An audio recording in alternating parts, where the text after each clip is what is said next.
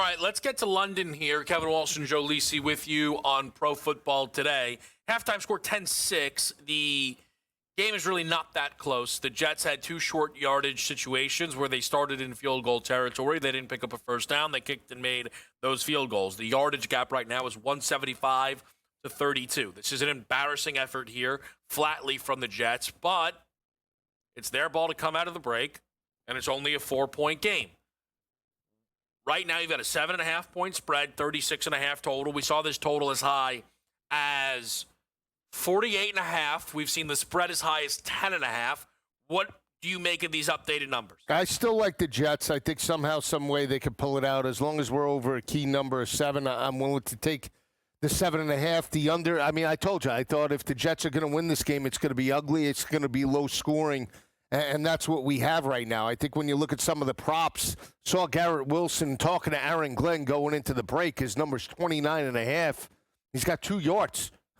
I mean, if you're going to win the game, maybe he doesn't score a touchdown, but he's got to get over the 29.5. I think also Breece Hall, 10.5 receiving is potentially good. I don't look to Mason Taylor. I just think, again, tight ends in this type of scheme going up against Denver is going to be a problem. So you look to the number 1. I mean, Josh Reynolds is listed. I'm not taking him in any capacity. So it's Breece Hall, potentially screen game, check downs, and Garrett Wilson to get maybe a 25 or a 30-yarder. So with the Jets starting with the ball, let me just start with this, Joe. How do you think the Jets attempt to attack here, kind of to start this second half? Like first play from scrimmage, let's drop back, try and get ahead of the sticks. Are we running the football still? Well, can you show a different look that you haven't shown in the first half, potentially to create mismatches and maybe get your quarterback out in space or start to work off a play action? They don't have a rushing attack today. Yeah. So without a rushing attack, throw out the play action passing game right now, and you have to say, okay, what do? We have an overactive front, right? Screen game. Get Breece Hall, get him out in space with blockers in front, and now let's get that sideline moving from left to right, or move the pocket for Justin Fields. He's sitting back there, he's getting battered in the pocket. Roll the pocket out so you give him an option to break, contain, or potentially throw the football. They haven't done that, and that's on, again, it's simple. It's really simple when you look at it, but we have coaches continuously that go in and rely on the coordinators. Why are you going to rely on the coordinator when you're 0-5 right now? Take a hold of this situation and tell the coordinators what you want. I just don't get it. I don't. These coaches are so chummy with each other that they don't want to throw their guy under the bus. You're getting paid the $10 million. He's not. Take a rein and change the game plan. Right. If it's not working and the offensive coordinator is not getting it done, you need to have input. So the thing is, Joe, I'm not sure Aaron Glenn is frustrated right now. He's not. He's clearly just walking through the motions. He's got a smile on his face, emotionless. I mean, throw a clipboard. How about you light into somebody? How about you throw a chair? How about you get involved? Your team is 0-5. Can you do something? He's sitting there. They all sit there, these coaches, with a dumb look on their... Your team is getting blasted on both sides of the ball. Do something. It's only 10-6 is what I think Aaron Glenn is saying. Big deal. You're winless. Here's what I thought was pretty interesting. On a 3rd and 7 with 37 seconds left, they picked up 6 yards. They had a 4th and 1, and Aaron Glenn just took it into the locker room. They were around midfield, and he had absolutely no interest in trying to get this team back in the field goal range. It doesn't show a lot of confidence, Joe, but also maybe he actually, is like, no, listen, I trust it. I trust where we are in this game. Trailing? That's what we're in a perfect position. This is it. Only that covering? I think that's what he's saying. I to hope he's himself. thinking that. I hope he's thinking, listen, we got to cover the 7.5 today. That's right. I think he's sitting there. He's like, finally, we're getting big points. Like against Dallas last week, they had us winning the game. That's a lot of pressure. He's having a hook here. We got to keep it close. I don't know. Do you like any Denver props? Denver props are tricky. I'm on Ingram. I need him for 10 more yards. I did take him plus 330 for an anytime touchdown. Yeah. It looks like Bo Nix is utilizing both tight ends in this game. I mean, they're wide open each and every drive. So, again, I'm not looking Sutton. I'm looking maybe Bo Nix to the wide tight ends and then Bo Nix rushing. I am a little interested. You want to take Nix rushing? No, I'm a little interested actually in his passing. So we're a little, our wires are a little crossed here, Joe. But Bo Nix it's a little under 100 Needs yards. 10 yards.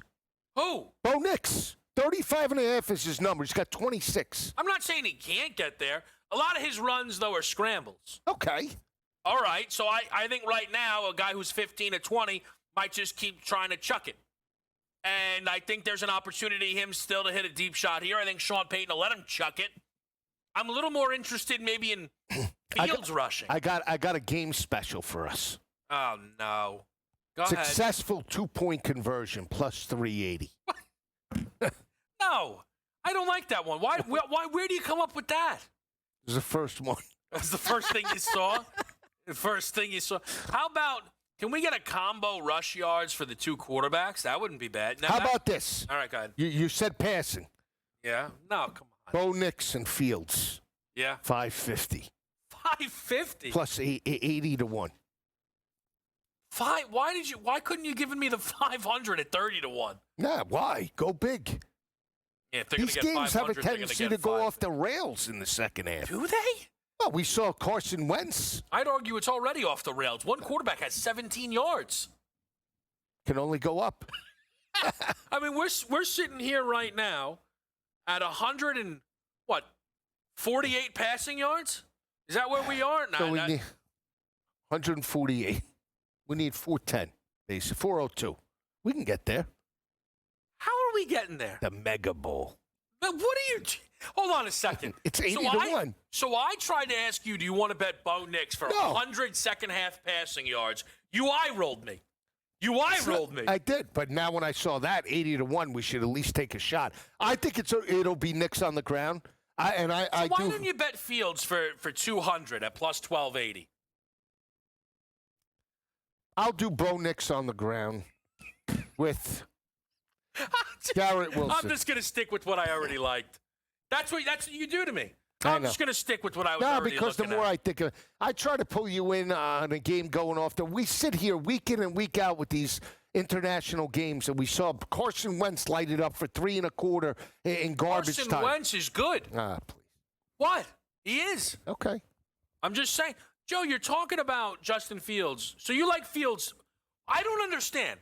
You want me to bet these guys to throw for 400. I can't commit you to Bo Nix throwing for 100. We'll have it in our back pocket. It's like a lottery ticket, 80 to 1, and then we bet what we really want, just in case we're wrong.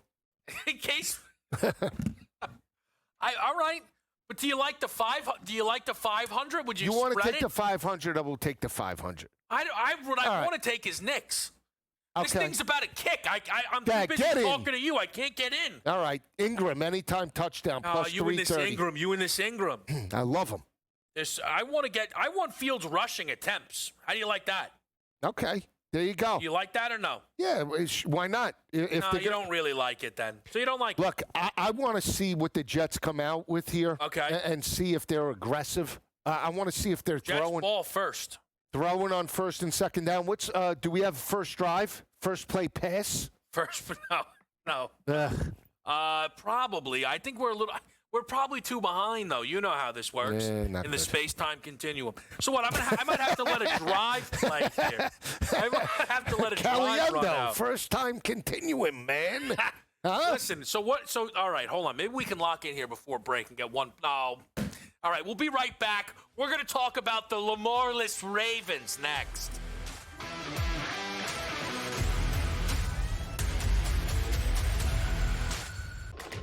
Enter into the magical world of McLuck.com. where even the smallest of spins can win real cash prizes. Adventure into over 1,000 of the best Vegas-style slot games. So what are you waiting for? Unlock your free welcome offer today. Join the fun where winners play and players win. Well, Shadur, which quarterbacks are you talking about? Because there is some bad quarterback play out there, but the dude who can't beat Dylan Gabriel out for a job and can't beat Joe Flacco out for a job certainly can't lay claim to being better than any other quarterback in the league.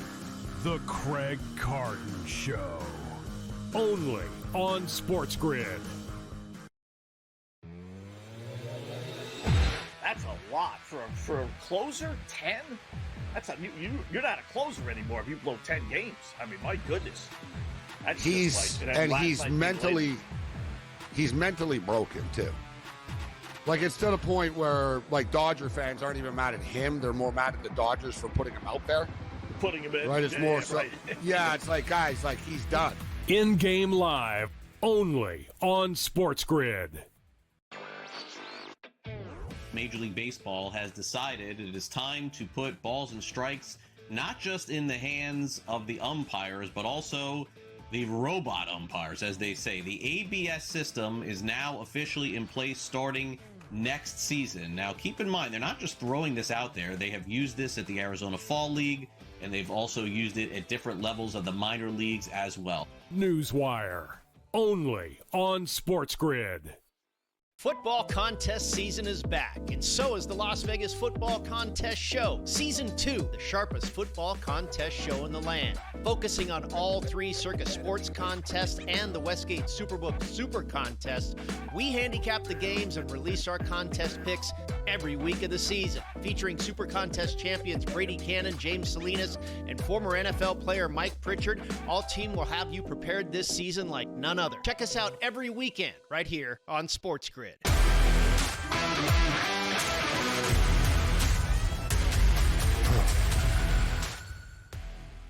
Live on SportsGrid, Kevin Walsh, Joe Lisi.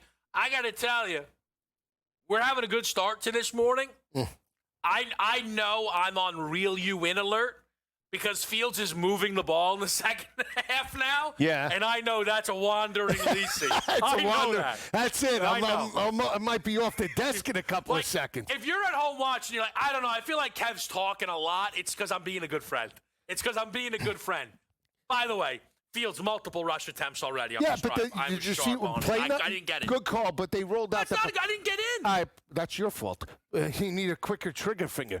But I'm too busy talking to you. Play one, they rolled the pocket out and they got him out in space. That's what they need to do. I mean, you have a mobile guy, you get him out there. Now the RPO game is back in effect. They've made some adjustments here. Can it continue?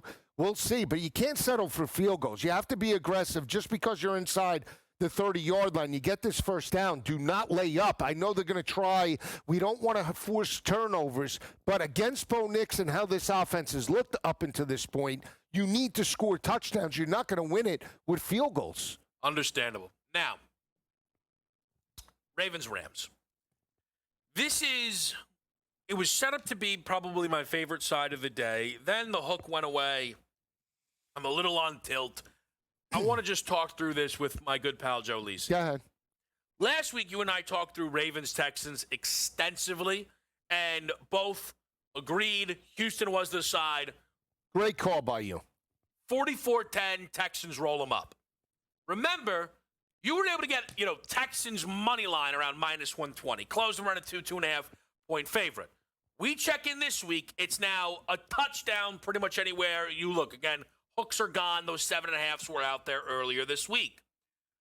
The thing for the Ravens, Joe, is I know Lamar's not back. They are much healthier this week. Kyle Hamilton, Ronnie Stanley, Marlon Humphrey, all expected to be in there for this one. But maybe none of that matters because it's still Cooper Rush and because when those other guys were in there, it wasn't going well. What are you zeroing in on for a Ravens-Rams breakdown right now? Well, I think it should be a heavy dose of Derrick Henry. Yeah. You're talking about Cooper Rush, 14 of 20, $179, 3 interceptions. You can't have that type of effort. This team is 1-4. They've lost 3 straight by an average margin of defeat of 19.6 points per game. They go to 1-5. It's going to be very difficult with or without Lamar Jackson to make a second-half run. And we know that the schedule lines up, but what is the mentality of this football game? It's still the NFL. You can't just walk out there and get W's even against garbage competition, right? So they have to get back to basics. 2.3 yards per carry against a very good Houston front is not going to get it done today. Again, this is a very good front. San Francisco with Christian McCaffrey couldn't get the rushing attack going. So I expect them to be dedicated to the run. And then if Derrick Henry gets going, then you could open up Cooper Rush. They can't get into a shootout. Matt Stafford's coming off, 389-yard performance against San Francisco? I mean, come on now. I mean, they dominated through the air. I mean, they cannot afford to fall behind at home. Part of me wants to take them plus the 7. But I don't know if I should take Derrick Henry more. That's the other. I think maybe we're doing it. I'm serious. I think we're maybe doing it again because here's the thing for the Ravens. I've wanted to back them throughout the week because we're getting this big number at home. Boy, do they need it, right? But you could argue the Rams need it just as much. The Rams with a terrible, terrible Thursday loss. Mac Jones, dynamic performance. Right. Terrible loss. Extra rest, right? And again, I say, the Ravens are getting healthier in some areas. The defense has been bad, healthy or not. So I've been thinking it should be a big Derrick Henry game. They gave him 15 carries last week. Early kick, too. And I know the other early kick was against the Eagles. Yeah. But they still didn't cover that game. Yeah, I'm just saying, now they're a favorite on the road. I think for me, it's one of those spots where I could sit there with Ravens at, plus 7. And I think in my mind, I'm the whole time thinking, okay, maybe Cooper Rush can backdoor it. But that's my point. Are we better off just backing Henry? I think so. I think we're much better off backing Henry. I think Henry, because listen, they're not going to cover this 7 with Cooper Rush throwing 50 times. I have to agree with you. And Jared Verse and that front 7 are going to batter him, right? Yeah. So I think. Let me ask you this. Derrick Henry, are we better off betting his rushing yards or rushing attempts? Like, just trust that they feed him? Or, listen, if they're going to feed him enough, he's going to break off a big one? I think that, we go with yards, because attempts is what in this game? 16.5. I thought it would be a little lighter as a 7-point dog. No. But they're not giving it to you. No, I think it's a 25-carry day. You want to alt them? You want to do the attempts and the yards? But if you think Look, here's the thing. I know. I think Harbaugh says like this. We have no shot to win this game if we rely on Cooper Rush. We have no shot. I agree. He's not Mac Jones. We don't, our weapons now are becoming limited. Bateman's got a 26.5. Zay Flowers, 47.5. What is that telling you right now is that potentially Cooper Rush is on pace for a 140, 150-yard day. You're not gonna cover that line with Cooper Rush throwing that. Yeah. So the only way you could do it, shorten the game, keep Stafford on the sidelines, and let's hope that Derrick Henry gives us 25 carries and a buck. If they're going to lose this game, they're not going to lose it because of relying on Cooper Rush. They're going to lose it relying on their workhorse that they haven't utilized because their offense is completely inconsistent right now. And again, against this Ravens group, right, you're not really looking to challenge them in the pass attack anyway, right? They got a pretty good pass rush. I mean, look, the run defense has been solid as well. I just tend to agree with you. I don't see a pathway without Derrick Henry being heavily involved. I really don't. I think we just do the yards, we do the carries, and then, Yeah. And see how it plays out. I think, you know what? I think what I'm going to do, I'm serious. I really, really think that talking through this has helped me. I think I'll play the yards straight. And I might try and alt up the carries. That's what I'm saying, to 20. But I might not alt the yards. I'll just let the yards be what it is. But if this is a competitive game, Mike, listen, somehow, some way, Joe, tied game in the fourth quarter. They're just going to keep running and running and running. Now, let me see quickly before we hit the break what an alt attempts number could look like here. What's 22 or 25? Yeah, that's what I'm going to – hold on a second. So for 22 is plus 323. Oh, that's great. We get him for 30? For 28, it's plus 1780. Yeah. Maybe we should take him for $1.50 on the round. I don't know. For 120, it's plus 720. That's not terrible. No, it's not. Let's talk about the AFC North as a whole. Quick break. We're live with you right here. It's Pro Football Today.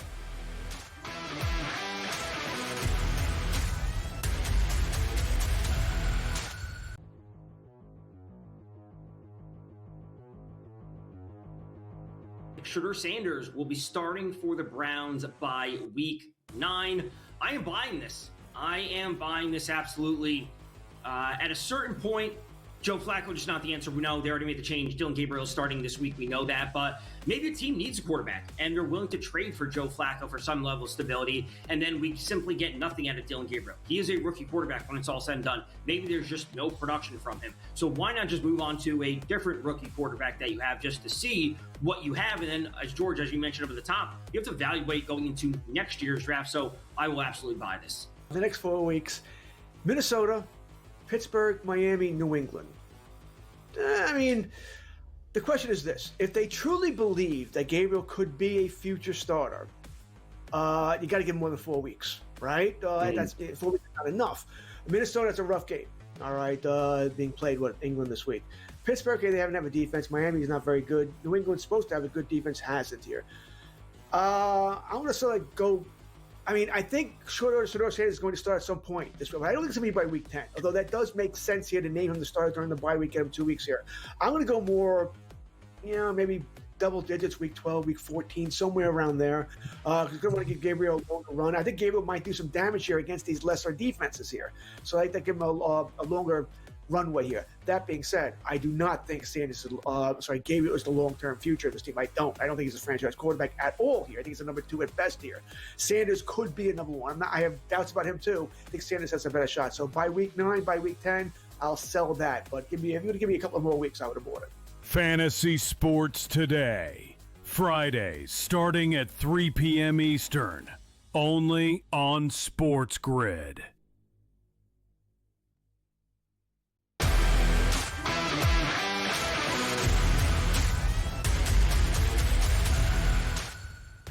Back with you right here on Pro Football Today. Just a quick update in London. It is going to be a Broncos punt after a 3-and-out where the Jets all of a sudden can get the football, all right, take the lead, live number, 4.5 now spread-wise. All right. Total 36.5. Yeah, look, I still lean to the Jets. I think the Jets are live. Obviously, they made some second-half adjustments offensively and defensively. First stop and contain a 3-and-out. That's great for the defense. And now your quarterback, Justin Fields. Can you get involved some of these other playmakers? Again, you could play for field goals, but I still think in the end you want to try and be aggressive. Yep. Get this to a 16-10, 18-10 type of game. If you convert the 2-point conversion, but at the end of the day, you have to you have to put the pressure on Bo Nix. Again, if you're going to give Bo Nix the ball with potentially a field goal to make it, to win it, or tie it, you're potentially going to lose. That mindset will creep in. You want to have at least a commanding lead heading into the fourth quarter. They look fresh. He has made adjustments. I'll give him that credit. But now it has to continue. Can't be a one-hit wonder on drive number 1. Let's talk a little AFC North, and we'll update. We'll continue to update you on London. We have, Joe, just through the week, been given a new favorite in the North, which is the Pittsburgh Steelers. The 3-1 Steelers, who had week number 5 bye, just kind of by sitting idle, have actually jumped in front of the Ravens now on the most up-to-date odds. Baltimore sitting as this touchdown underdog this week. For Pittsburgh, the only favorite in the division this week. They host the Browns. Ravens catch 7 at home. Of course, we talked Cincy catching 14.5 on the road. What do you think about Pittsburgh today? Have you changed your perception at all on Pittsburgh big picture? Well, I mean, changed it slightly just because of the injury to Burrow and seeing what the situation is with Cleveland. But I don't think it's going to be an easy game with the Browns today. I'm inclined to take the 5.5 with Cleveland. I think they can run the football on this front 7. Okay. and I think they can get after Aaron Rodgers. I think the one thing that we saw against Minnesota is that defensively they're still very good. They're still very motivated with Myles Garrett in that front seven. And again, we saw this Pittsburgh defense as a whole not really step up. I mean, they're not winning games, by containing less explosive offenses. They're allowing teams to move the football. And I think when you look at the rushing attack, we know that they want to run it. With Dylan Gabriel making the start, the heavy dose of Quinshon Judkins, I do think he breaks out today, 77 again. He's shown that he's one of the better running backs in the league. And when you have an offensive line opening up holes for Quinshon on the road, that could be a benefit of a young quarterback. I think it's a lower scoring game today just because I think Cleveland will dictate the tempo. But give me the Browns and give me the under. Here is a level of, some analysis that I'm going to give, but I don't like. But I think it is legitimate because I've just seen this be the case with Pittsburgh time and time again. This is Steelers spot. At home, off a bye, your opponent is coming from London to the road, not off a bye, rookie quarterback, year number 2 star. Pittsburgh's healthier defensively than they've been in a while coming into this game. This is a Pittsburgh spot, which means it's not. Because, Joe, just time and time again, when it looks like the Steelers, it's like, okay, they got something. They just don't. They just don't. It's like, 4-1 Pittsburgh. Is this team ready to make some? Oh, no, huh? Dylan Gabriel, for some reason, threw for 240. It's who they've been, and I don't trust them to be anything else. I think that this is a monster, stay-away game. I will just say this. There are going to be a lot of people who are going to, if the Steelers win today and the Ravens lose today, who want to bet Baltimore in the division. Pittsburgh plays on Thursday night this coming week against Cincinnati, Joe. Yep. That's going to be one of the biggest games of the year in the AFC North. It is. I just think that Pittsburgh, early on, and we saw them get exposed by Seattle, a better defense, and I understand the fumble in the end zone, by Caleb Johnson allowed them to pull out that victory, but they were still not containing a more physical rushing attack in Seattle. And again, when you look at Cleveland's built to go toe-to-toe with the Steelers. The problem with Cleveland is obviously the quarterback position and just the lack of skilled talent on the outside. But from an interior perspective, they can run the football in this front seven, and I think they can get after Aaron Rodgers today. I don't think he's going to have tons of time to just pick apart that secondary. That secondary's been very good and basically contained Minnesota's offense, held them to 21 points. Yeah, let's remember Rodgers was expected to be in for a long day at the office against Minnesota, but an 80-yard slant pass touchdown to Metcalf really allowed them to operate pretty cleanly in that game against a tough Vikings defense. It's a tough task at hand for them, Joe, going up against this Cleveland defense, undeniably. Let's, we talk about Pittsburgh getting a little bit healthier. Niners, if this team would probably pay for a bye week right now. Tampa Bay, not much different. Bucs at home against the Niners. Where's the advantage? We'll break that down next.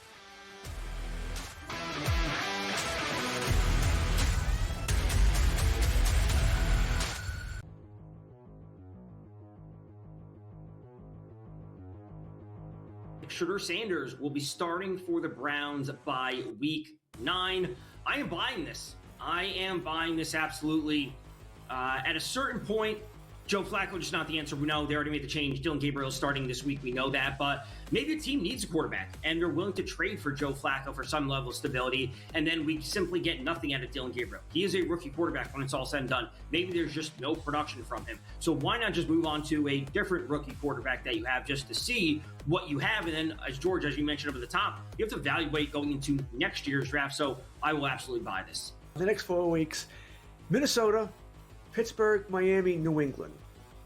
The question is this. If they truly believe that Gabriel could be a future starter, you got to give him more than 4 weeks, right? That's 4 weeks is not enough.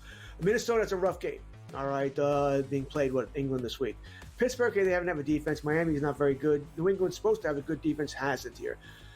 I want to sort of go. I think Shedeur Sanders is going to start at some point this week. I don't think it's going to be by week 10, although that does make sense here to name him the starter during the bye week, get him 2 weeks here. I'm going to go more, maybe double digits, week 12, week 14, somewhere around there. He's going to want to give Gabriel a longer run. I think Gabriel might do some damage here against these lesser defenses here. So I think they give him a longer runway here. That being said, I do not think Gabriel is the long-term future of this team. I don't think he's a franchise quarterback at all here. I think he's a number 2 at best here.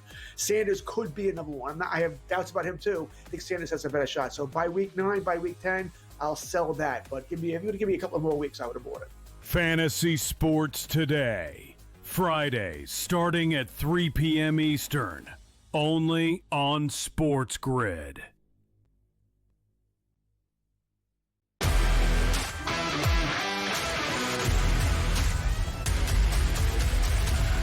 All right, live right here on SportsGrid. I want to go live to London quickly. Jets Broncos, Joe, because I think there's some live juice on the board. I want to see if I can maybe get you in with me here. Okay. On Bo Nix passing. I did not play this at the break. I know, hey, enough with this Bo Nix passing, but hear me out. He's at 125. The Jets just executed a perfect punt, right? Mm-hmm. He's at 209.5. So we're talking about needing, what, 90 yards to get there? Yeah. Less? 85 yards to get there? I mean, it's one big play. The problem is the Jets are content, and you watch this game plan now. Punt and pin. Let's try and steal this game 12-10, and they're trying to play field position, which I get. But at some point, your lack of consistency on offense is going to catch up to you, right? Do we believe that, Bo Nix, this drive potentially could be wasted, right? They're going to run to get out of the end zone, or do they? I hope they utilize Bo Nix, to utilize a couple of first downs, get him a first down with his legs, and then open up the offense. 90 yards isn't that much, especially if you're backing the Jets and think the Jets potentially could have the lead 12-10. Right. Right? So then he's got to pass to catch up. I'm just thinking, Joe, this is a spot where I know you're, they got to run to get out of here, right? But they have a chance to successfully do that. If they did play action on play 1, they probably have a 98-yarder right there. That's the thing. I still think they're going to throw the football. And it's, by the way, it's not out of the question.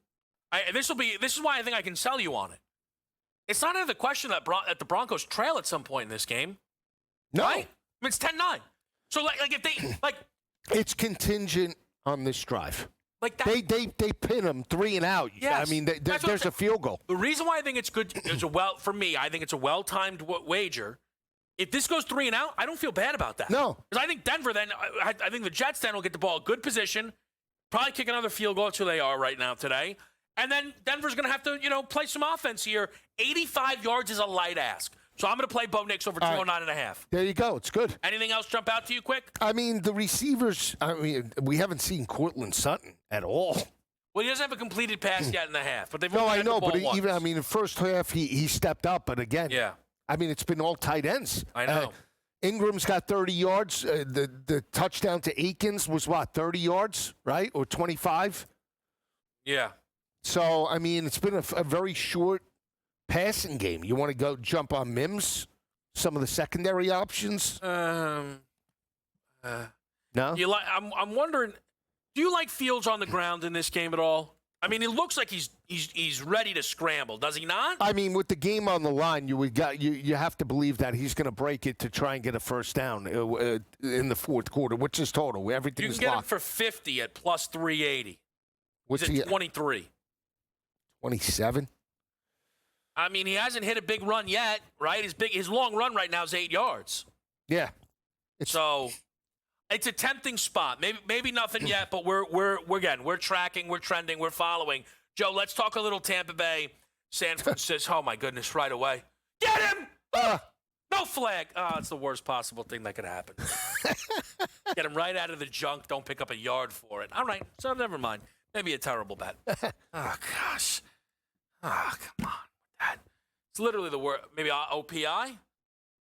No. Why not? Well, I think that's the way they're pointing. They always point that way. Well, I'm going to believe him this time. I want to believe what I'm seeing. Maybe he's not lying to me. Now I'm trying to get ahead. Trying to look on the computer. That's how get you're the trying live to update. splash it. I am. It's an important update here. All right, come on, make the call. Let's go. Make the call. Make the call. Root in this call. Oh! No, oh. Multiple fouls. Oh, is that a safety? No. Well, if you're Unless it's holding in the end zone. I didn't know. Okay, Niners, Bucks, 3.5-point line. Purdy out. Pearsall out. Kittle not back yet. Mm-hmm. Juwan Jennings in. Mac Jones, questionable for this game. Mac Jones is the least healthy backup quarterback in the league. In. For the Bucks, no Mike Evans. No Bucky Irving. No Chris Godwin. No problem. All good. What do you like here, Tampa Bay, San Francisco? I'm going to shock you. Under. Joe, I love what you're bringing to the table. I can't do it. Now, I was right on the Bucs Seattle. I told you that would be a point fest, and it was. Baker pushed tempo because they were. Oh, it is a safety, Joe. Jets lead. Oh, awesome. Oh, I Beautiful. mean, this Knicks number. We need All to right. bring it out here. Okay. All right, go ahead. So I just think now playing back at home, seeing the way Mac Jones played on that Thursday night. Yep. The perception's going to be, hey, we're going to throw it all over the yard. It's back-to-back road games. I don't see it that way. I think in this type of situation, Yep. I think both offenses will look to rush the football. I think even though with limited weapons, it's more of a get-right game for both teams. Let's try and win short to intermediate. Let's not get into a slugfest. We have to think big picture. And again, it could be a heavy dose of Christian McCaffrey in this matchup. Now, I know Tampa Bay has been very good against the run, but I think this is a game where McCaffrey potentially can eat. And due to all the offensive injuries, especially to the wideouts, it wouldn't shock me if Tampa takes the same type of approach heading into this matchup. I love under. I would still lean to Tampa Bay because I think Baker, I love this team, love what they've done. Again, I think it's Tampa Bay in the under, but I am willing to back McCaffrey in this matchup. So I was leaning under myself, but I also, if you remember, and you talked me out of playing it, but I was thinking under last week in Seattle. Right. I mean, I think they just scored again, right? That game was unbelievable. So I'm thinking, I might not have a great read on these Tampa totals. Again, it's so many injuries, right? It's a big-time total. McCaffrey, 55.5. So have you looked into the McCaffrey stuff in terms of... He's caught more than he's rushed. So he's averaging 3.1 yards per carry.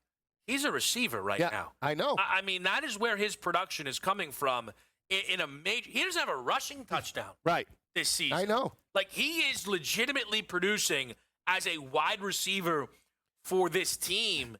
He does not have a lot of juice on the ground. And I don't know why they're not using Brian Like, CMC giving you 22 carries is nuts. Let Brian Robinson run the football, but they just don't. For me, I think the most tempting player remains Rachaad White. With the Godwin absence, with the Evans absence, with the Bucky absence, I think it's everything. I think he can be a little more explosive on the ground. I think he's going to get 4 or 5 grabs in this football game, if not more. I think he can get into the end zone here. I don't have action in the game at the moment, Joe, but Rachaad White stands out to me a ton. What about Emeka Egbuka, though? I mean, is it just a situation they can't set this guy's numbers high enough? I think that's what it is. He's emerged as a pure number one. You can make the argument, even with Evans in that lineup, he's the more explosive home run hitter. It's a great option to have once Godwin and Evans are back for a potential playoff push. But if we're talking explosive plays and just getting from point A to point B and catching the football, it's number 2. And again, Baker's developed that relationship with him now. He's coached him up a little bit, but he trusts him in a big spot. We also saw Cade Otton get involved last week. He had some yards in the first half. I think tight end could also be an option. But, to your point about Rachaad White, he's a dual threat type of player, right? And I think in this type of game where we're sort of methodical, I don't think Todd Bowles and that team want to go 38-35 again. At some point you got to slow it down just a little bit and sort of preserve yourself. And they're worried about their defense, big picture. They don't want to have to be out there for extended plays, especially when you look at this game. Both teams are potential playoff contenders. They might have to meet up in the playoffs. We don't know. Well, that's a big point of it as well, Joe. We've talked about the top of the NFC earlier in our show through the lens of Philly, Green Bay, Detroit. That's who the odds has in that conversation. These are a pair of 4-1 teams, decent resumes, right? I mean, the Niners have 3 wins in this NFC West already against, with 2 road wins against the Rams and the Seattle Seahawks here. The winner of this game will not be booked as the favorite to win the NFC, but the winner will have an argument that they should be, right? Yeah, absolutely. I agree. Again, San Francisco has overexceeded due to the injuries that they have, and seeing Mac Jones evolve as a potential starter. I mean, this is it. That is the biggest. It's being 4-1 through the injuries. Yes. For both of these teams. Absolutely. That's how you make the case right now on the Bucs and the Niners. Let's hide a couple of quarterbacks in some big spots. We're on a break. Right back with you here on SportsGrid.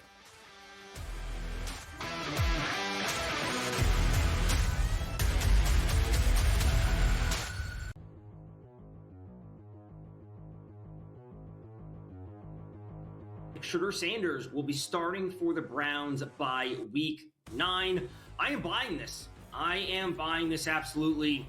At a certain point, Joe Flacco just not the answer. We know they already made the change. Dylan Gabriel starting this week. We know that. But maybe a team needs a quarterback, and they're willing to trade for Joe Flacco for some level of stability, and then we simply get nothing out of Dylan Gabriel. He is a rookie quarterback when it's all said and done. Maybe there's just no production from him. So why not just move on to a different rookie quarterback that you have just to see what you have? And then, as George, as you mentioned over the top, you have to evaluate going into next year's draft. So I will absolutely buy this. The next 4 weeks, Minnesota, Pittsburgh, Miami, New England. I mean, the question is this. If they truly believe that Gabriel could be a future starter, you got to give him more than 4 weeks, right? That's 4 weeks is not enough. Minnesota, that's a rough game, all right, being played with England this week. Pittsburgh, they haven't have a defense. Miami is not very good. New England's supposed to have a good defense, hasn't here. I want to sort of go. I mean, I think Shedeur Sanders is going to start at some point this week. I don't think it's going to be by week 10, although that does make sense here to name him the starter during the bye week, get him 2 weeks here. I'm going to go more, maybe double digits, week 12, week 14, somewhere around there. Because I'm going to want to give Gabriel a longer run. I think Gabriel might do some damage here against these lesser defenses here. So I think give him a longer runway here. That being said, I do not think Gabriel is the long-term future of this team. I don't think he's a franchise quarterback at all here. I think he's a number 2 at best here. Sanders could be a number 1. I have doubts about him too. I think Sanders has a better shot. So by week 9, by week 10, I'll sell that. But if you're going to give me a couple more weeks, I would have bought it. Fantasy Sports Today, Fridays starting at 3 p.m. Eastern, only on SportsGrid.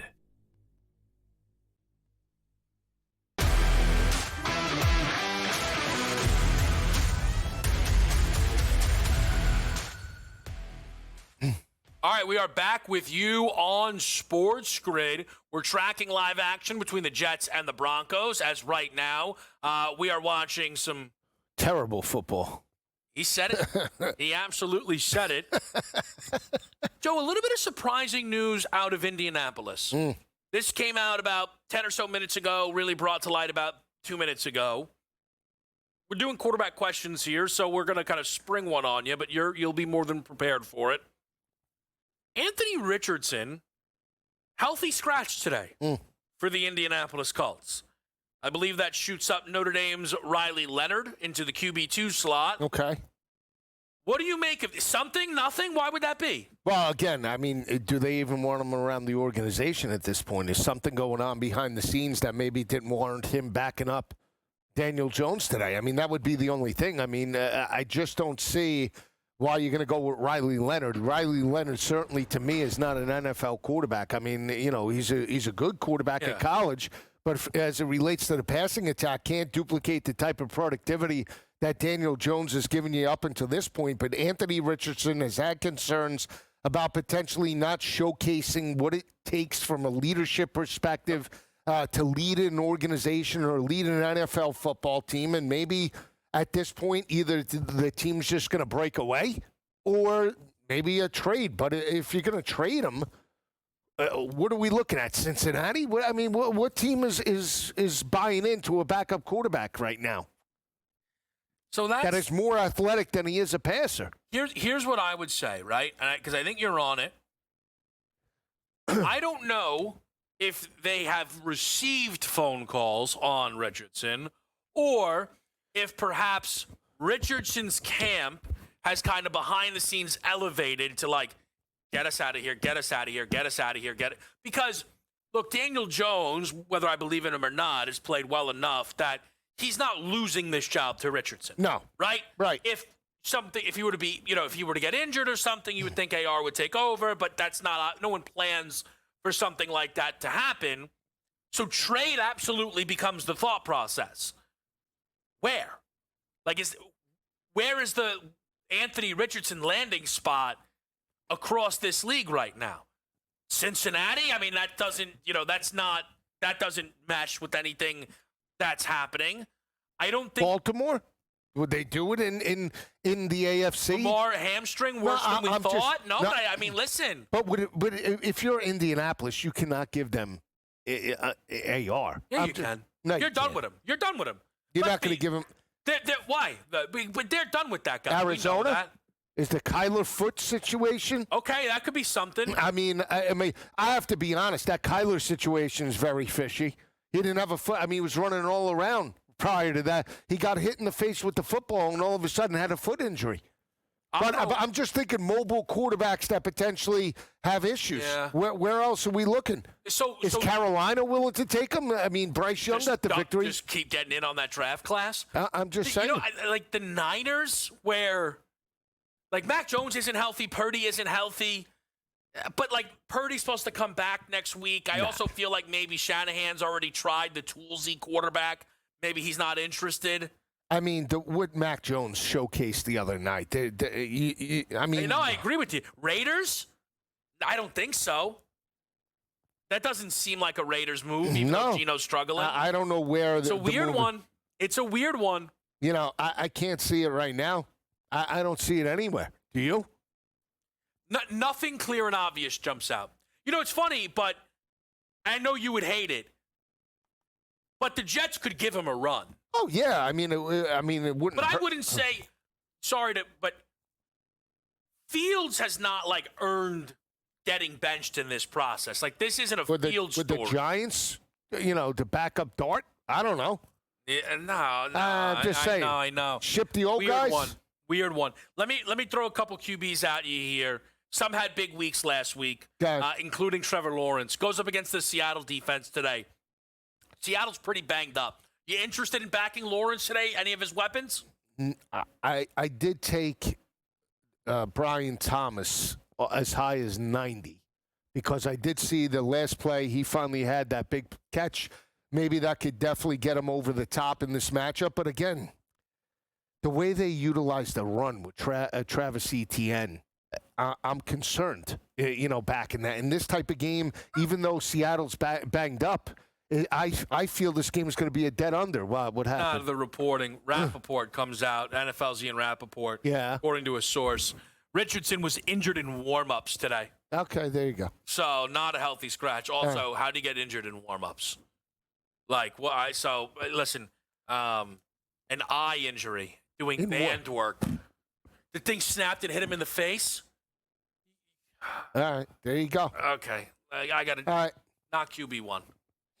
Not QB1. It's not. It doesn't feel like his year. I would say. I would say that. Doing band work. Okay. Yeah, not great. Drake May, huge win against. I like the over there For the whole game. Yep. And I think Drake May could eat. I'm not looking Diggs. I'm looking Boutte. I am. Hunter Henry could be an option too. I'm selling New England a little bit. I play the Saints at 3.5. I like the over as my best play. Come on, Rhett. This is a New Orleans team that is. I don't know if they're better than their record, but they're not a garbage 1-5 or 1-4. Last week, remember, they were favorites against the Giants. To get a full 3.5 here in this spot, I think it's a tick of an overreaction. I thought this line would maybe be 2.5, get pushed up to 3. I think the 3.5 is a little bit strong here.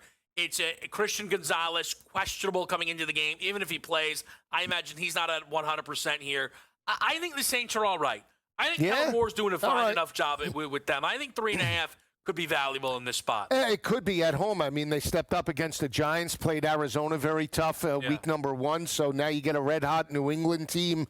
Is there a hangover from the win against Buffalo going to the Bayou? It's possible. I just think both quarterbacks now seem to be in a rhythm in the passing attack that I think it could continue today. 45.5. I'm shocked. Typically, a Saints game is in the area 40, 41.5, no matter what. Yeah, 45.5.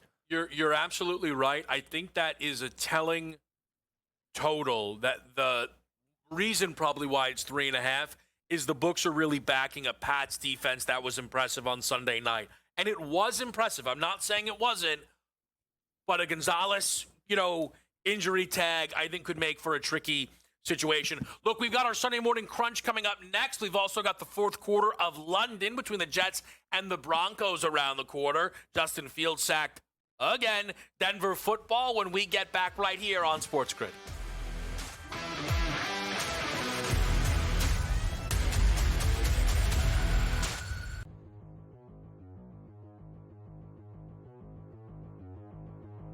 Shedeur Sanders will be starting for the Browns by week 9. I am buying this. Absolutely.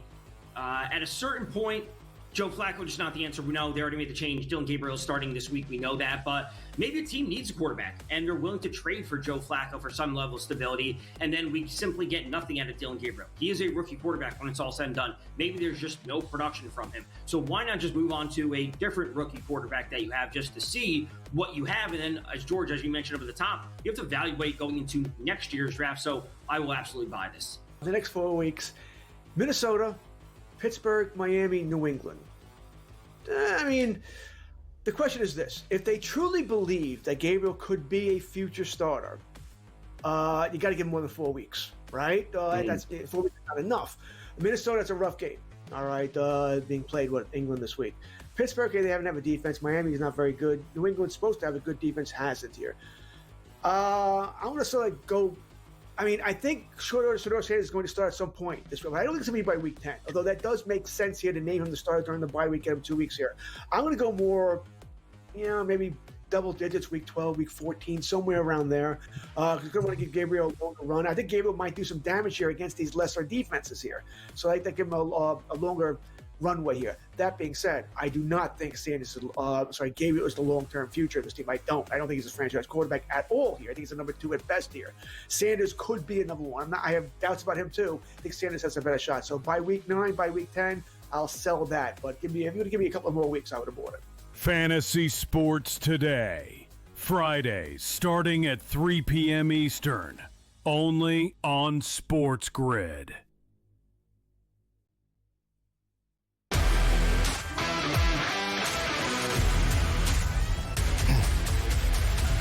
We're live on Pro Football Today, Sunday morning, which means it is time for your Sunday morning crunch.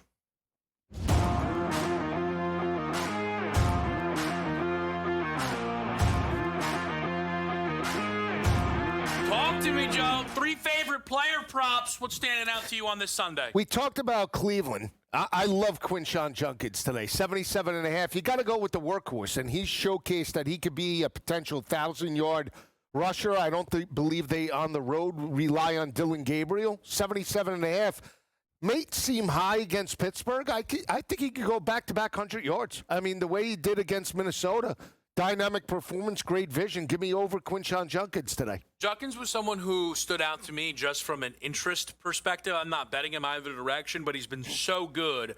Curious if he can continue. Those are not cheap numbers on Quinshon Judkins. Doesn't mean he can't get there. Joe, what about Justin Herbert? Somebody that we were going to talk about in our QB segment, but I knew you had him here for Crunch, so I figured we can get into it. No Quentin Johnston, still injuries on that offensive line, but Dolphins defense. Yeah, and it's Harbaugh versus McDaniel. That's what it is for me. Again, without the rushing attack consistent with Hoskins and all the backup running backs, Vidal, I think it's Justin Herbert today, 247.5. I think he could blow through that. One of my favorite sides as well. I think the Chargers steamroll. The Dolphins win by double digits. This is a number that's dropped in favor of Miami. I'm sure part of that, though, is a little bit of the injury situation here. Miami getting back home. Jalen Waddle had a really big week in the absence of Tyreek Hill. Something that likely continues, I would imagine, for Waddle as long as he can stay out there healthy on the field. I do think it is on the board that this game could be McDaniel's last. We've said that a few times throughout this season, and there's been moments where they've stepped up. But I think losing at Carolina was a real blow for this group. Got outcoached by Dave Canales. And it's not going to get better. Last one for you, Joe, here, tight end position. Yeah, Hunter Henry. I'm on the over. I just talked about New Orleans and New England. I like Kayshon Boutte, but Hunter Henry got involved in the offense early against Buffalo. I think it continues on the road today. 40.5, I think, is light. I am taking a look at some pass catchers throughout the day, but my favorite, Joe, is actually something that you've already mentioned.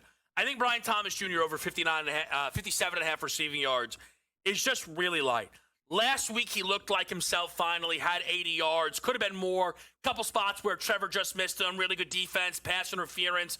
Again, there were a couple of things that were just left out on that field. Goes up against a very banged-up Seattle secondary. And Brenton Strange now out for the full game, the tight end for the Jags, who is cutting into some of the production here. I think Brian Thomas Jr. has himself a really big game, just like you do. That one I don't think you'll have any issue with.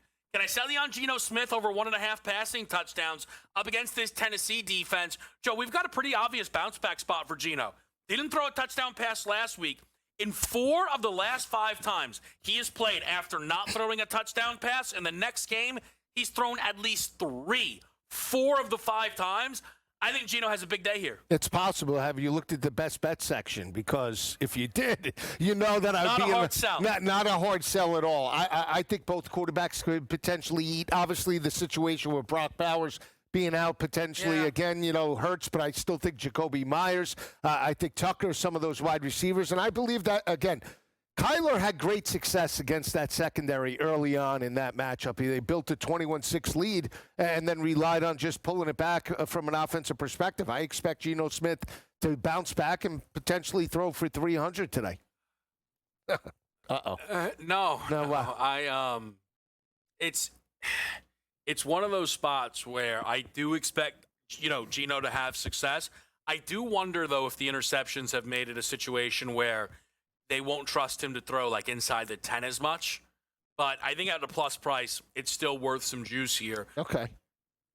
I'm also just laughing because the current quarterback prop I have right now, like game script wise, is getting better, but Bo Nix does not have a. All of a sudden, this is the Jets sack exchange. Is the sack exchange there? It's the fourth quarter. This is the game that played out with Aaron Rodgers 2 years ago, 12-10. Oh, boy. I mentioned this one already in the show. I really like Jahmyr Gibbs over 65.5 rushing yards here. Chiefs' rush defense has been terrible this year. Gibbs didn't have an explosive last week. Very rare you see that happen twice in a row here. Plenty of carries, plenty of work. Give me Gibbs on the ground. I think we're going to have points aplenty, and the passing attack could open up Gibbs in the rushing game. Yeah. I think they could be aggressive early on with Jared Goff over the top, which means that rushing attack could get going later in the matchup. I do like Detroit to win the game plus the 2.5. Not a bad look. And I'll just tell people the injuries for the Lions defense, I think, actually help the ground game. I know you're saying they're going to open it up with Goff. I think I just don't think they're going to be in a hurry. No? No, because, Joe, you're going to want to keep that defense on the sideline as much as you can. I could see that. I just 52.5. No, listen, they're I'm not begging doing you I'm to not take doing the another, under there. I'm not doing another primetime Lions on there and sitting there and what I did on that Ravens Lions. I'm not doing it again. I'm not. No way, no how. That game ended up with 68 points. I swear we were a Derrick Henry non-fumble away from hitting every bet in that game. Sometimes those are the breaks. We talk to NFL insider Adam Kaplan next, right here on SportsGrid.